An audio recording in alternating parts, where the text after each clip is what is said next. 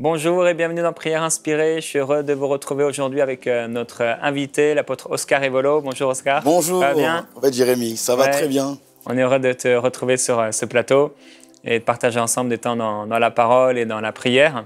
On a commencé à partager sur le leader, le thème du leadership, associé au ministère de la parole, mais aussi les leaders d'une manière générale. Vous retrouvez plusieurs principes qui s'attachent et qui s'appliquent aussi aux leaders d'une manière générale. Et aujourd'hui, on veut parler du leader et sa famille. Hier, on a traité sur le leader et le cœur du leader. Et tu as bien fait d'exposer ça en premier parce que c'est la chose la plus importante, en fait. Si il y a des choses, des fois, à l'extérieur, ça se passe mal. Parce que le cœur n'est pas pur ou alors on n'a pas veillé sur notre cœur. Et si vous n'avez pas écouté cette émission, je vous encourage à l'écouter. Elle est disponible sur enseigne-moi.com, sur YouTube, etc. Par rapport au cœur du leader, le leader et son cœur. Tout à fait. Et on va partager donc aujourd'hui sur la famille. C'est vrai qu'il y a des défis qui sont là, familiaux, au niveau du leadership. Et juste avant de partager un court témoignage d'un frère qui s'appelle Fabrice, il dit « Merci de m'avoir répondu une fois de plus. Je suis très heureux de vous écrire encore. Dieu a déjà commencé à agir puissamment dans ma vie. J'avais déjà témoigné il y a un mois quand j'avais commencé à prier avec Jérémy sur YouTube. Et il dit là, voilà, j'avais un problème avec la masturbation plusieurs fois par semaine, mais j'ai été délivré par le Dieu du pasteur Jérémy. Ça fait déjà un mois que je me sens totalement libéré. Quand j'ai prié avec lui, j'ai senti comme un esprit qui était en moi, quittait mon corps. Et quand je dormais, le même esprit est venu me menacer, etc.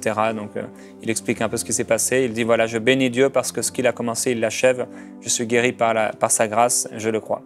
Donc, gloire à Dieu, Fabrice, pour cette délivrance, cette libération. Si vous avez aussi un problème similaire, on veut aussi proclamer sur vous la guérison, la libération. Vous puissiez vraiment vous positionner en Christ, être libéré de cette addiction parfois.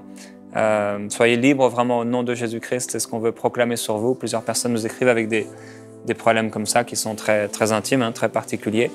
Et il y a des gens aussi qui souffrent. Certaines personnes m'ont partagé des fois ne plus pouvoir s'en sortir. Mais en Christ, nous sommes plus que vainqueurs et libres. Et c'est ce qu'on veut vraiment proclamer sur vous dans le nom de Jésus. La toute puissance du sang de Jésus sur vous, sur votre corps, sur vos pensées. Et on veut vous encourager à garder votre cœur. Vraiment à garder votre cœur comme on l'a partagé hier. Aujourd'hui, on va parler du leader et de la famille. Oui, tout à fait. J'ai trouvé que c'était un thème aussi important. Il est important pour nous de comprendre l'importance de la cellule familiale. Déjà, lorsqu'on parle de la famille, on voit que la famille n'est pas un élément qui est attaché simplement à l'homme. Parce que lorsque Dieu est dans son activité créatrice, on va voir que déjà le couple existait même avant que Ève puisse sortir. Dieu va dire à Adam de donner des noms aux animaux. Donc on voit que la notion de famille dépasse même la vision simplement humaine. Mais que déjà, dans les animaux, Dieu avait imprégné cette réalité-là. Donc c'est quelque chose qui trouve sa source dans la pensée de Dieu. Aujourd'hui, j'aimerais vraiment qu'on puisse prier et partager ça parce que la manière dont on évolue avec notre famille va déterminer là où nous allons aller avec Dieu. La Bible dit ceci, si tu as un problème avec ton frère, laisse ton offrande et va voir ton frère, réconcilie-toi avec lui et ensuite apporte ton offrande.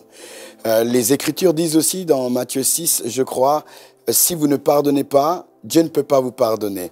Et les personnes avec lesquelles nous sommes appelés à vivre quotidiennement et des fois même à vivre des... comment on appelle appelés à vivre certaines oppositions pardon? Des disputes, c'est notre famille. Parce qu'on est tout le temps là, on se lève avec les mêmes personnes, on partage avec les mêmes personnes. Et je crois que l'adversaire connaît ça. Voilà pourquoi il va tout faire pour charger dans le domaine de la famille. Si on n'arrive pas à avoir l'épanouissement, être en accord, il est difficile pour nous de pouvoir décoller, d'accomplir le pourquoi Dieu nous a créés. Voilà pourquoi nous devons comprendre qu'il faut protéger notre famille en tant que leader. Les Écritures disent ceci dans 1 Timothée 3, et je lis le texte, il dit cette parole est certaine. Si quelqu'un aspire à la charge d'évêque, il désire une œuvre excellente. Il faut donc que l'évêque soit irréprochable, mari d'une seule femme, sobre, modéré, réglé dans sa conduite, hospitalier, propre à l'enseignement. Et il faut qu'il ne soit ni à donner au vin, ni violent, mais indulgent, pacifique, désintéressé. Et il faut qu'il dirige bien sa propre maison et qu'il tienne ses enfants dans la soumission et dans la parfaite honnêteté. Car si quelqu'un ne sait pas diriger sa propre maison, comment prendra-t-il soin de l'Église de Dieu? Et dans 1 Timothée 5, 8 aussi, il y a un texte qui est très intéressant.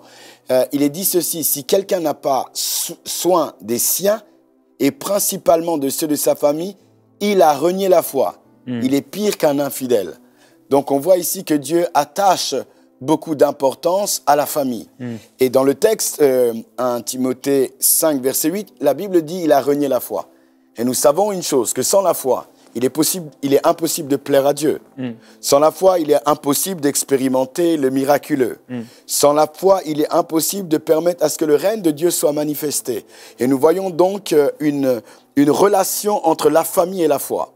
Des fois, on pense que oui, on peut vivre l'impossible, vivre le miracle, sans comprendre que Dieu nous demande de prendre soin de notre famille. Lorsqu'on ne le fait pas, c'est comme si on avait renié la foi. C'est comme si on ne pouvait pas être agréable à Dieu, donc sortir l'impossible, vivre dans le surnaturel. Donc on voit qu'il y a une relation entre la manière dont on prend soin de notre famille et aussi notre foi. Et en tant que leader, il est important pour nous de comprendre que c'est un domaine dans lequel nous devons investir, c'est un domaine dans lequel aussi nous pouvons réellement protéger. Parce qu'il est vrai que des fois, avec toutes les activités qu'on peut faire, tous les challenges qu'on peut avoir, il est possible pour nous aussi de négliger cet aspect. Or, Dieu veut encore nous encourager aujourd'hui à faire attention, à veiller et de donner les éléments qui peuvent permettre à ce que notre famille puisse s'épanouir. C'est vrai qu'il y a certains leaders, même tous les niveaux du leadership, qui délaissent par exemple les enfants. C'est quelque chose qu'on voit. On a rencontré plusieurs ministères dont les enfants sont aujourd'hui dans le monde vraiment très ancrés, parce qu'ils n'ont pas trouvé de père présent, de maman présente. Et c'est important pour nous de veiller, de faire attention. On a fait une émission en particulier avec Alain Auderset, ici dans Prière Inspirée. Il partageait un peu cette relation des parents avec les adolescents, entre autres. Et c'est important d'être présent en tant que parent pour nos enfants et de faire attention. Tu partageais dimanche dans notre église locale l'importance de garder son jardin. Et c'est important de garder notre famille. On veut vous encourager à la maison, si vous êtes un leader, à passer du temps avec vos enfants en particulier. C'est vraiment important. C'est des choses qui sont là, tu l'apportes, attachées à notre foi. Et parfois, certains leaders, certains ministères sont tellement focalisés dans le leadership qu'ils peuvent oublier, la Bible dit les siens, la famille, les enfants. Et c'est important de passer du temps en fait, à garder notre jardin, à faire attention à notre famille, à nos enfants, être présents pour eux, leur donner une bonne image du Père, selon notre modèle du Père Céleste. Il est important, et puis on a beaucoup échangé, même cette semaine, sur ce sujet, de trouver l'équilibre. Parce que des fois, ce n'est pas forcément évident de pouvoir trouver l'équilibre entre nos activités, entre le ministère, parce que souvent, on prend les choses à cœur aussi, et puis inconsciemment, effectivement, on peut aussi négliger ces choses-là. Moi, je sais que personnellement, même dans ce domaine, j'ai dû réajuster les choses. Après, il y a encore des choses à réajuster, mais même dans ça, j'ai dû trouver du temps, dans mon emploi du temps, pour passer du temps, en fait, avec ma famille ou même avec mes enfants. Par exemple, le mercredi, c'est journée de famille. Donc, je vais avec mon fils au football, je l'accompagne, il est là avec moi, parce qu'au niveau de la semaine, des fois, c'est pas forcément évident, mais on trouve du temps comme ça, dans lequel on peut se retrouver ensemble, en famille, parce que c'est aussi important. Et, je le répète encore, je le souligne, le diable sait que s'il touche ce domaine-là, il va fragiliser l'impact qu'on peut avoir dans le cadre du ministère. Parce que la maison doit être un havre de paix, doit être un endroit dans lequel on trouve la paix. Amen. Doit être un endroit dans lequel on est protégé, dans lequel on peut trouver un soutien, une aide. Or, si dans la maison on ne trouve pas ça et qu'à l'extérieur les choses sont compliquées, on est comme désarmé. Et l'adversaire, c'est ça. Voilà pourquoi, bien souvent, il accentue par des pressions, par l'oppression, pour que la cellule familiale parte dans tous les sens. Et puis, en faisant ça, il isole et nous rend beaucoup plus faibles et vulnérables. Et c'est vrai que en tant que leader, nous devons prendre conscience que l'un des domaines dans lesquels l'ennemi veut frapper, c'est bien sûr dans les foyers. Jésus dira, on frappera le berger et les troupeaux partiront en fait. Donc on voit que voilà, c'est un domaine où il faut qu'on puisse veiller. Donc en observant, en prenant du temps de qualité, et en mettant aussi des temps vraiment de prière avec notre famille, parce que c'est important. Et après, au niveau du caractère, c'est vrai que l'apôtre Paul ici va parler du caractère. Il parle du fait d'être irréprochable, mari d'une seule femme. Et après, il va parler de la sobriété, une seule femme, la modération, etc., de ne pas être adonné au vin, pas de violence.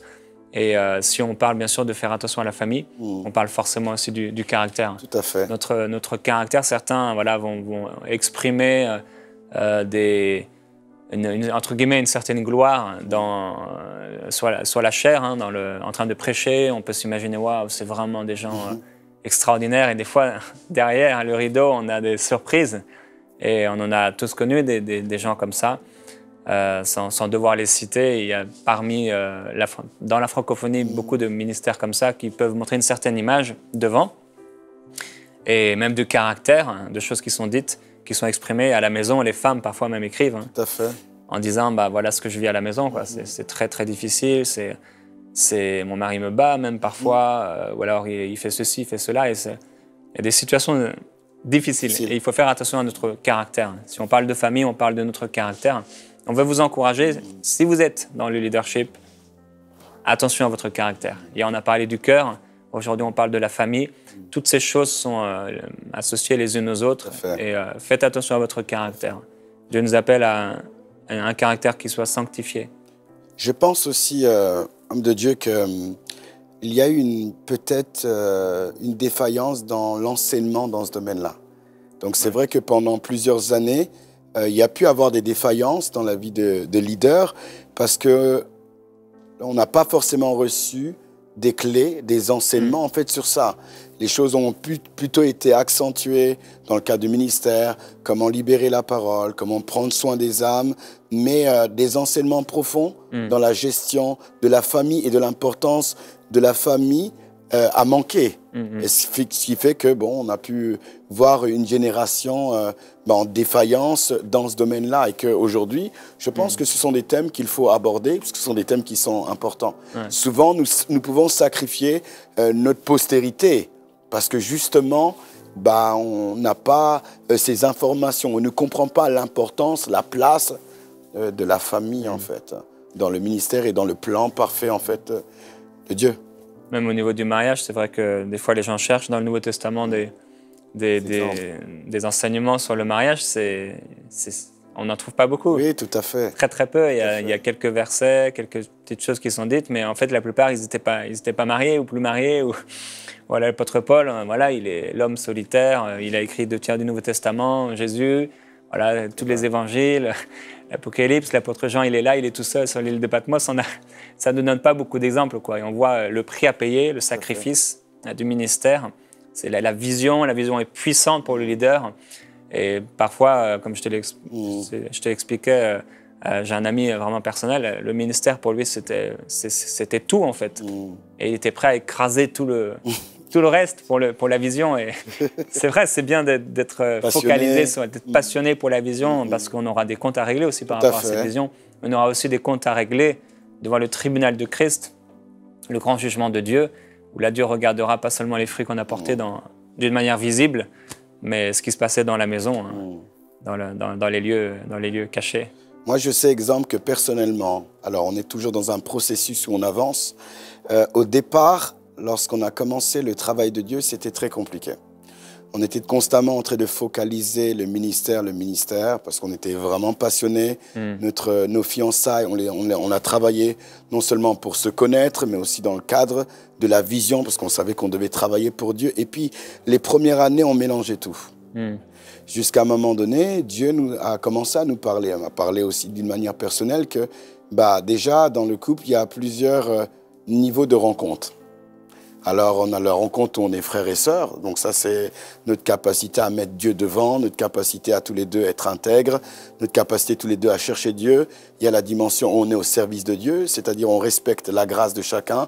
Ma femme opère dans le ministère, moi j'opère aussi dans le ministère. Il y a la dimension où on est épouse et elle est époux.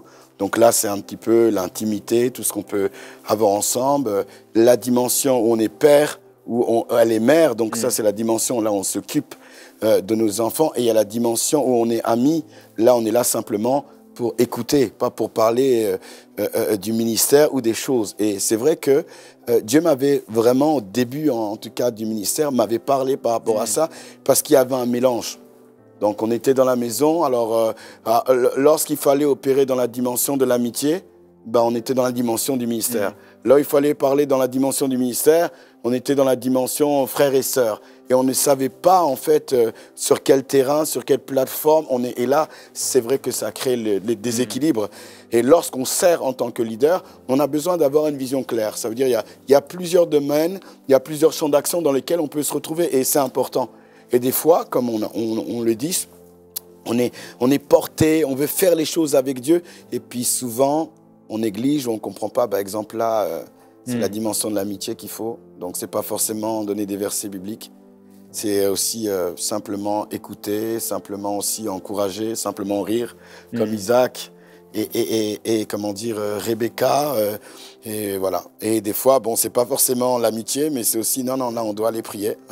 Parce qu'on a la dimension frères et sœurs. J'ai pas envie d'aller à l'église. Non, on doit aller à l'église parce que c'est important, c'est ce qui maintient aussi, soutient aussi la famille, ce qui nous permet de pouvoir décoller. Et je pense que ces choses-là, dans le cadre de la famille, on a besoin de le maîtriser pour protéger la famille et puis avancer. Amen. Amen. Après, il y a aussi la famille plus éloignée, bon, les parents, on est déjà adultes maintenant, les oncles, les tantes qui peuvent avoir un certain, nous affecter d'une certaine manière. Et je veux parler à quelqu'un qui est appelé au ministère maintenant et qui est entouré par la famille qui, peut-être, je ne sais pas quel âge vous avez, 18 ans, 20 ans, et il y a des pressions familiales. Par rapport à votre appel, vous vous sentez appelé pour le ministère, mais vous avez des pressions familiales pour entrer dans un métier, peut-être une formation. Et je veux vous encourager vraiment, selon la sagesse divine, à combattre le bon combat de la foi et à vous focaliser sur votre mission en Dieu, avec toute soumission, bien sûr, mais soyez inspirés. Je prie que vous soyez vraiment inspirés, selon la sagesse de Dieu, les directions divines, pour savoir les temps et les moments. Ça ne veut pas dire qu'on est appelé, qu'on va entrer demain dans le ministère, mais soyez fidèles, soyez loyaux, et que le Saint-Esprit vous inspire vraiment par rapport à cette pression que vous subissez, de votre famille qui veut vous amener quelque part, le Seigneur qui veut aussi vous amener quelque part. Je prie que vous soyez éclairés, que vous puissiez marcher dans le chemin de la justice, Amen, comme le Seigneur le veut. Je voudrais juste rajouter quelque chose, tout le temps dans l'alignement de ce que tu es en train de dire. Lorsqu'on est fiancé, on est leader, on est sur le point de rentrer dans un ministère, il est très important aussi de comprendre la place de la famille. Comme tu l'as dit un petit peu, au sens un petit peu large. Il est très important de comprendre la famille de votre fiancé. Est-ce qu'elle est chrétienne? Est-ce que cette famille connaît Dieu? Et puis de réfléchir déjà ensemble quelle place on va la donner dans notre famille. Parce que des fois, on ne réfléchit pas à ça. C'est sûr. On est des fois en contact avec nos familles qui ne connaissent pas le Seigneur, d'autres familles qui prennent aussi beaucoup de place. Par exemple, moi, avec ma femme, on est de 2 nationalités différentes. Donc, il y avait une notion culturelle qui était aussi pas évidente. Elle, il faut, pour que ma famille vienne à la maison, il fallait prévenir 1 mois, 2 mois en avance. Mais moi, ma famille, elle vient sans prévenir, elle rentre. Et puis, comme ça, avec sa famille, c'est différent. Et ça, c'est des choses aussi qu'il faut aborder parce que c'est la place de la famille dans le cadre du leader. Est-ce que j'ai une famille qui est possessive, qui veut rentrer dans mon foyer? Et ça, c'est important que vous puissiez parler ensemble et déjà discerner quel type de famille vous avez. Et puis, établir des limites, mettre des choses en place pour que vous puissiez exceller et préserver aussi votre famille un peu d'une manière proximité. Amen. Je pense que c'est des choses importantes. Des fois, on ne le voit pas.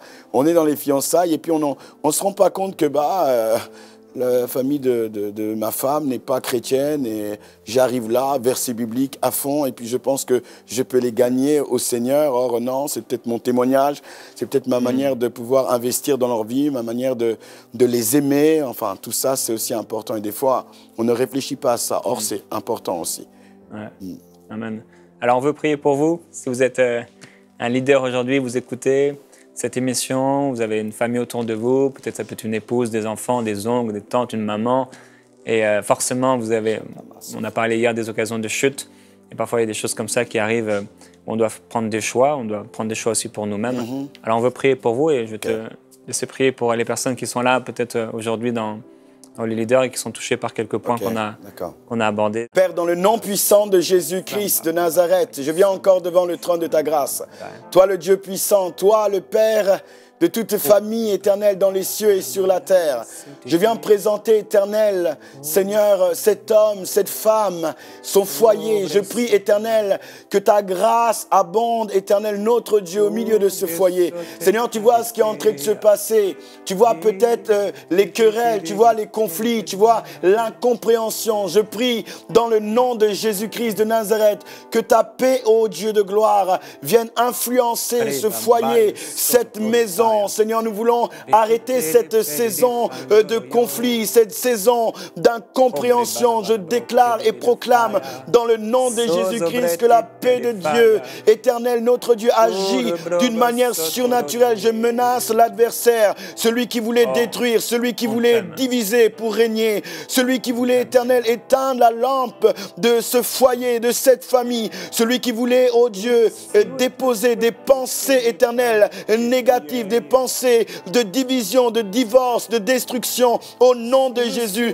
je viens renverser, Père, ces différentes pensées et je prie, ô Dieu de gloire, que ta grâce qui surabonde soit dans ce foyer. Tu as dit dans ta parole, Père, que ce que tu as commencé, tu rendras, éternel, cette œuvre parfaite. Et je déclare et proclame que la famille de mon frère, Alléluia. Seigneur, tu amèneras le processus jusqu'au bout, à la maturité, dans le nom de Jésus. Aucune flèche de l'ennemi éternel ne stoppera, n'arrêtera, Seigneur, ce foyer. Je prie, ô Dieu de gloire, que tu amènes, éternel, chacun à avancer, à progresser dans le caractère. Je prie, ô Dieu de gloire, que tu amènes chacun, éternel, notre Dieu, à prendre des décisions ointes, des décisions inspirées, influencées, conduites, dirigées par toi. C'est le cri de nos cœurs, ô Dieu, et par l'autorité que tu nous as conférée. Nous prions, ô Dieu de gloire, là où notre voix résonne, dans les télés, à la radio. Alléluia. Nous déclarons, ô Dieu de gloire, que tout processus de destruction lié à la famille, lié au couple, est anéanti. Dans le nom puissant de Jésus, Christ de Nazareth. Nous amenons la vie, nous déclarons l'autorité de Christ et Jésus. Merci, ô Dieu de gloire, parce que tu fais au-delà, éternel, de notre intelligence, là où il y a des blessures, ô Dieu de gloire, dans les cœurs, nous prions, oh Dieu, qu'il y ait une œuvre de guérison, qu'il y ait une œuvre de pardon qui se manifeste, Père, dans les foyers. C'est le cri de nos cœurs, oh Dieu, là où tu as été blessé, là où elle était blessée. Maintenant, nous prions, oh Dieu de gloire, que tu viennes guérir, qu'il y ait une prise de décision éternelle pour pardonner maintenant, dans le nom de Jésus-Christ. Et nous voulons prier que toi qui nous entends, toi qui as été blessé, que tu prennes la décision de pardonner, de chercher le Seigneur. Et tu verras le changement, le processus de Dieu pour reconstruire. Il dit dans ta parole que la gloire de la seconde maison sera plus glorieuse que la première. Et je prie que pendant que tu prends cette décision de pardonner, que l'action de Dieu soit sur toi et que Dieu commence une œuvre de construction. Parce qu'il a dit, tu reconstruiras sur des anciennes ruines. Tu recolleras ce qui est cassé, ce qui est brisé. Seigneur, nous te bénissons. Merci, ô Dieu de gloire, pour la famille, pour les leaders qui nous entendent. Oh Père, on te glorifie. Merci pour ton amour. Je prie pour des leaders qui manifestent ton amour dans leur famille. Parlons ton amour, on veut tellement te ressembler. Père, je prie pour l'équilibre divin qui a été partagé. Père, je prie pour que ces leaders puissent être dans un équilibre parfait. Et on sait, Père, que tu nous appelles à cette perfection. Tu nous as dit, soyez parfaits. Et Père, on aspire à cette perfection pour nos familles. Je prie pour tous ceux qui sont dans ce cadre du leadership. Seigneur Jésus, tu nous as montré un certain modèle à 12 ans dans le temple. Tu cherchais les choses de ton Père. Tu as dit que ta mère, tes frères, tes sœurs, c'était ceux qui accomplissaient ta parole. Tu nous as montré une image, des principes. Tu nous as donné des principes dans ta parole. Tu as aussi parlé à travers la plume de l'apôtre Paul, en nous encourageant. Tu nous as dit de celui qui est marié, qu'il soit comme s'il n'était pas marié. Aussi d'aimer nos épouses, nos époux, comme tu as aimé l'Église. Père, on prie pour un équilibre. Je prie pour l'équilibre divin dans nos vies personnelles, dans la vie de tous les leaders qui écoutent. Merci pour un équilibre qui amène aussi une puissance de guérison, comme il a été dit, une puissance de réconciliation, de restauration, une puissance d'édification. Je prie, Père, pour des leaders qui sont forts au niveau familial, qui sont forts dans leur couple, qui sont forts avec leurs enfants, qui sont forts dans leurs relations avec leurs parents, avec la famille plus élargie, plus éloignée. Père, des leaders qui sont prêts à aller jusqu'au bout, même si parfois la famille dit non, même si parfois la famille veut arrêter. Je prie que tes enfants, ceux que tu appelles dans des positions, dans le ministère, puissent aller toujours plus loin, mais avec ton amour, avec ta sagesse. Père, on est conscient, vraiment conscient que dans le ministère, il y a un prix à payer. Il y a des choses qui sont difficiles à gérer. Et Père, je prie pour une grâce particulière sur les leaders qui font face à des pressions de toutes parts dans le ministère, dans l'Église, toutes sortes de services, toutes sortes de personnes et qui, dans la famille, parfois ont envie d'exploser, envie de trouver de la paix, envie de trouver le bonheur et qui trouvent parfois des situations difficiles, des épouses peut-être rebelles, des époux qui sont méchants et durs. Père, je prie pour ta grâce, qu'une grâce repose particulièrement sur ceux qui écoutent aujourd'hui. Oui, Seigneur. Qu'il y ait vraiment une grâce, une saison nouvelle, une saison de grâce, une saison de révélation. Comme l'apôtre a partagé tout à l'heure, les différentes relations qu'on peut avoir dans le couple apportent des révélations, Père, surnaturelles dans les besoins de chacun, alors que les besoins sont différents, que les situations sont différentes. Saint-Esprit, je veux t'inviter vraiment dans la maison de ceux qui écoutent, à leur partager tes principes, les principes dont ils ont besoin pour réussir au niveau familial, pour que la cellule familiale ne soit pas une cellule cancéreuse, et que ce soit une cellule pleine de vie, pleine de paix, pleine d'amour. Merci parce que tu nous fais toujours triompher en Jésus-Christ. C'est toi qui nous délivres. Et je crois que tu délivreras encore aujourd'hui quelqu'un, un leader. Gloire à toi. Envoyez-nous vos sujets de prière à prière@enseigne-moi.com.